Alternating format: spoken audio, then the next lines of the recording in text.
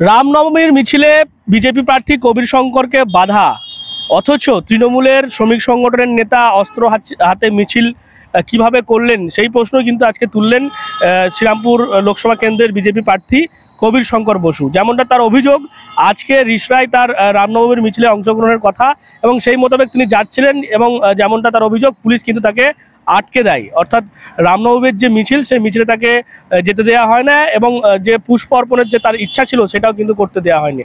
অথচ যেমনটা তার অভিযোগ যে তৃণমূলের শ্রমিক সংগঠনের রঞ্জিত দাস নামে এক নেতা, সদ্য তিনি তৃণমূলে যোগদান করেছে, তিনি অস্ত্র নিয়ে মিছিল করছে। অর্থাৎ হাইকোর্টের যে নির্দেশ, সেই নির্দেশকে অমান্য করে কিভাবে এই তৃণমূল নেতা অস্ত্র নিয়ে মিছিল করলো, সেক্ষেত্রে পুলিশ কোনো পদক্ষেপ করলো না, সেই প্রশ্ন তুলে তিনি কিন্তু হাইকোর্টে দ্বারস্থ হবেন। এমনটাই কিন্তু আজকে ডানকুনির যে শ্রীরামপুর লোকসভা কেন্দ্রের যে নির্বাচনী কার্যালয়, সেখান থেকেই সাংবাদিক সম্মেলন করে প্রশ্ন তুলেছেন কবির শঙ্কর বোস।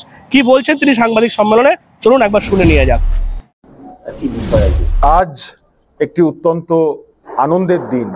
আজকে রাম নবমী। আজকে আমার কোনো প্রচার ছিল না, কারণ একজন হিন্দু অনুসর, একজন রাম ভক্ত ছেলে হিসেবে আজকে আমি ঠিক করেছিলাম যে নানান রকম যে আমাদের শ্রীরামপুর লোকসভা জুড়ে যেই রাম পুজোগুলো হবে, শোভাযাত্রা হবে, আমি সেই পুজোগুলোতে যাব। আমি আমার প্রভু রামচন্দ্রের চরণে পুষ্প অর্পণ করে ওনাকে শ্রদ্ধা জানাবো। সকালে ডোমজুড় গেছিলাম, জগৎবল্লভপুরে গেছিলাম, তারপরে চাঁপদানি গেছিলাম। আমি শুনতে পারলাম যে রিসরা থেকে যেই রাম পুজোটা বেরোচ্ছে, আমাদেরই কার্যকর্তাদের সেটা শোভাযাত্রা, সেটা রওনা দিয়ে দিয়েছে। যেহেতু রাস্তা বন্ধ ছিল, আমাকে 4 নম্বর দিয়ে ঢুকতে হলো। ততক্ষণে অলরেডি প্রভু রামের শোভাযাত্রা সন্ধ্যা বাজার ছাড়িয়ে ফটিক বাজারের দিকে চলে গেছে। আমি এনএস রোডে, পুরোটা এনএস রোড আমি একা হেঁটেছি। আমার সাথে 2-3 জন আমার কার্যকর্তা ছিল, আমার সিকিউরিটি পার্সোনেল ছিল।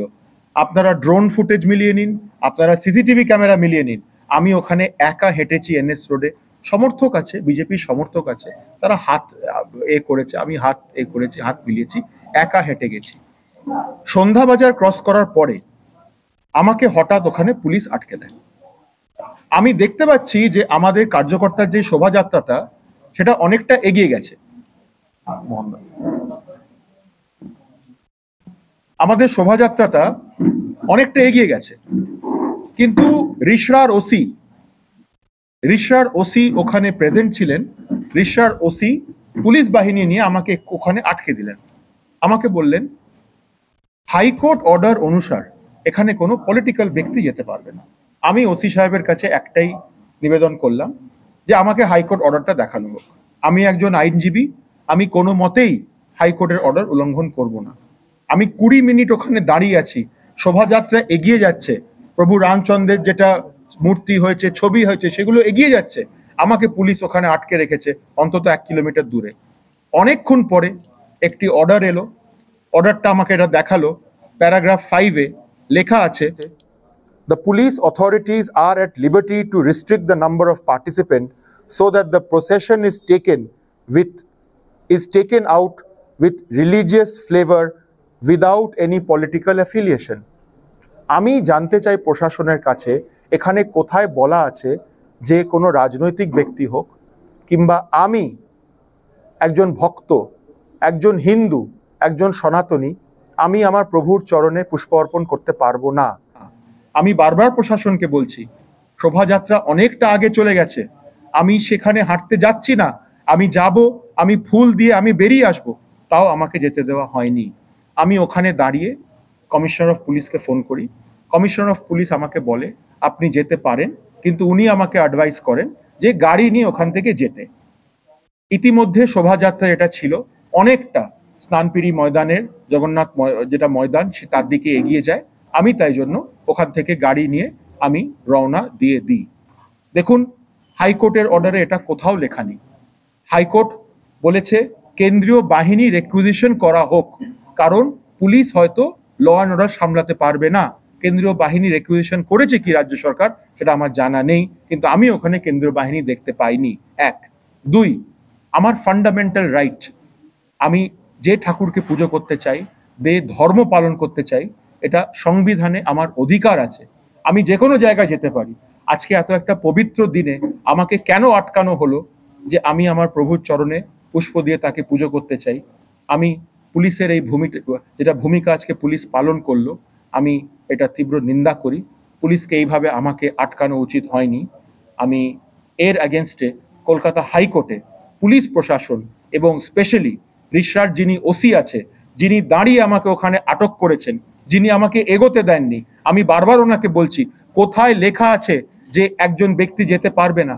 দেখুন আজকে যত কার্যকর্তা ওখানে ছিল, কেউ না কেউ দলের সদস্য, তৃণমূল করতে পারে, সিপিএম করতে পারে, বিজেপি করতে পারে, সবাই তো পলিটিক্যাল ব্যক্তি, তো আমাকে কেন আটকাবে? এক। দুই, আমি আপনাদের এই ছবি দেখাচ্ছি, এই দেখুন,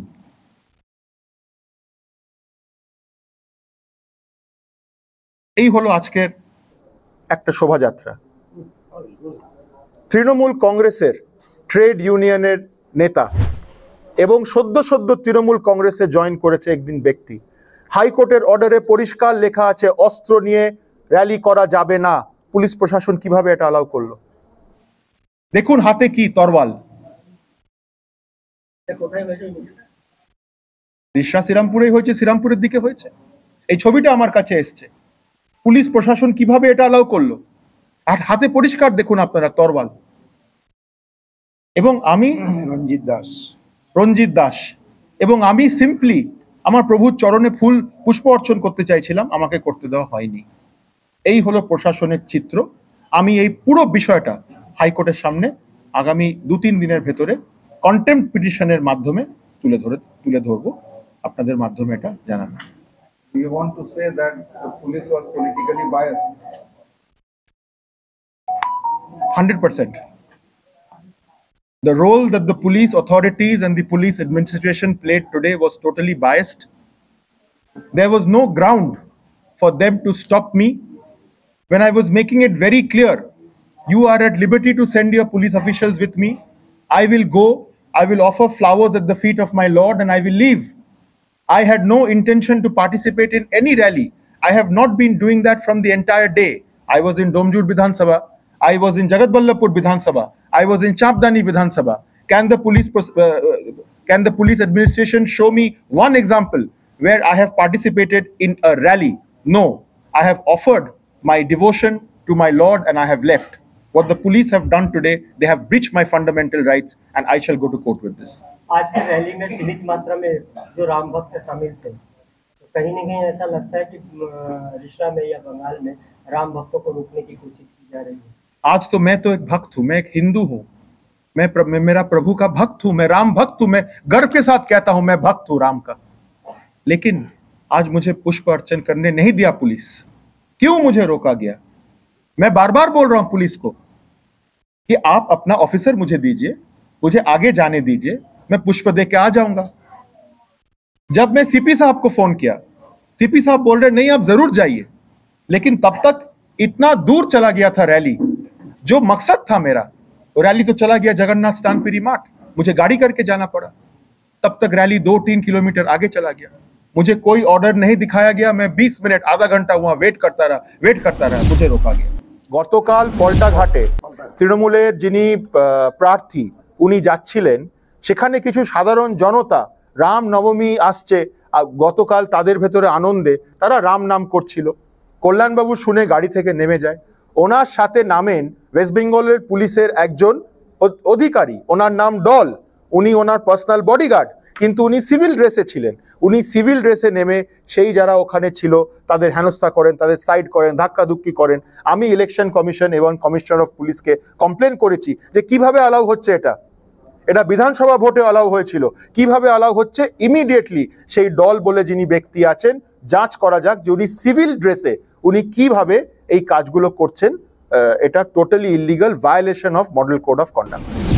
সব মিলিয়ে আজকের এই সাংবাদিক সম্মেলন থেকে একদিকে যেমন পুলিশের ভূমিকা নিয়ে প্রশ্ন তুললেন কবির শঙ্কর বসু, পাশাপাশি দ্বিচারিতা, অর্থাৎ একদিকে যখন বিজেপি প্রার্থী তিনি যখন রামনবমীর মিছিলে যাচ্ছেন তাকে বাধা দেওয়া হচ্ছে, অথচ তৃণমূলের যিনি শ্রমিক সংগঠনের নেতা তার হাতে কিভাবে অস্ত্র রয়েছে হাইকোর্টের নির্দেশকে বুড়ো আঙুল দেখিয়ে, সেই প্রশ্নও কিন্তু কবীর শঙ্কর বোস তুলেছেন এবং তিনি জানিয়েছেন গোটা বিষয়কে নিয়ে তিনি হাইকোর্টে দ্বারস্থ হবেন। এবং আপনাদের জানিয়ে রাখি, এই রিষড়ার রামনবমীর মিছিলকে কেন্দ্র করে গত বছরে কিন্তু একেবারে ধুন্ধুমার পরিস্থিতি হয়, অশান্তি চরমে ওঠে এবং তারপর কিন্তু বেশ কিছুদিন 144 ধারা জারি থাকে এবং রিষড়ার সেই ঘটনাকে কেন্দ্র করে এনআইএ তদন্ত পর্যন্ত কিন্তু এখনো চলছে। এবং সেই কারণেই আজকে সকাল থেকেই পুলিশের কড়া নিরাপত্তা ছিল, চন্দননগর পুলিশ কমিশনারেটের আধিকারিক বিশাল পুলিশ বাহিনী রিষড়ার এই যে সমস্ত এলাকা দিয়ে রামনবমীর মিছিল যাবে সেখানে কিন্তু পুলিশ মোতায়েন করা হয়েছিল।